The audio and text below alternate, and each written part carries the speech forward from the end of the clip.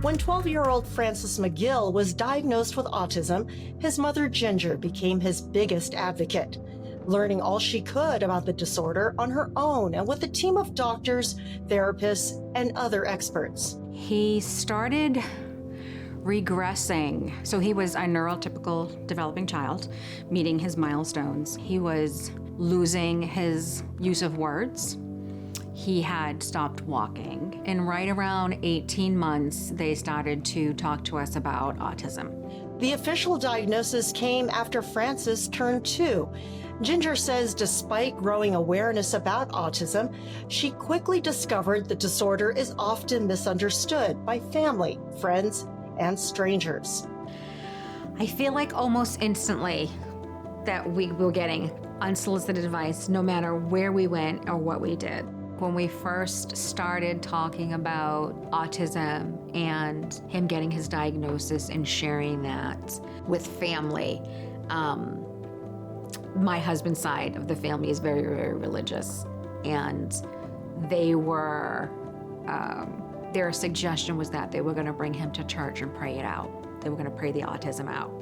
While the gesture was well-intentioned, Ginger knew there was no cure for autism, which is not a disease, but a neurological developmental disability.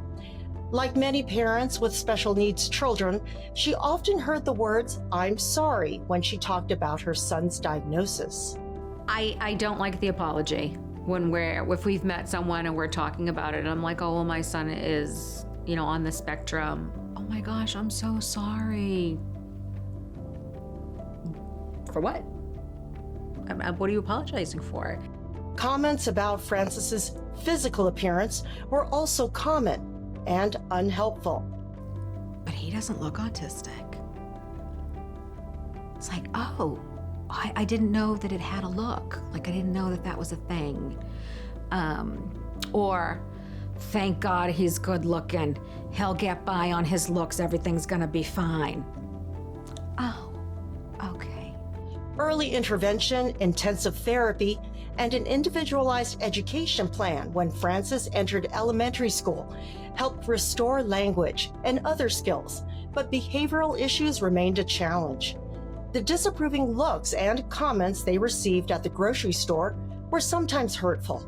They'd approach him and say, your mom's trying to do the shopping, honey. You need to behave while you're in here. And it's like, why do you think it is okay to approach me or, ask my kid to calm down or to behave because I'm trying to do my shopping? Like, you have no idea what's happening. And I was very much the person that I wanted to talk about it to everyone and anyone. My son's autistic. Do you know what that is? No, I don't. Oh, let me explain what that is to you. Noisy restaurants were especially difficult, but Ginger remembers one time when the kindness of an employee gave her hope.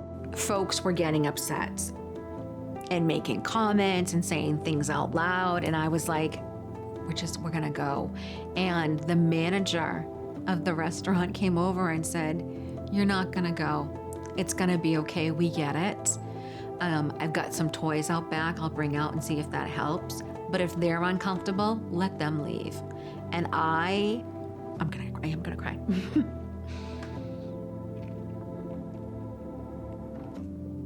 I cried because that was the first time that someone embraced it with us and understood.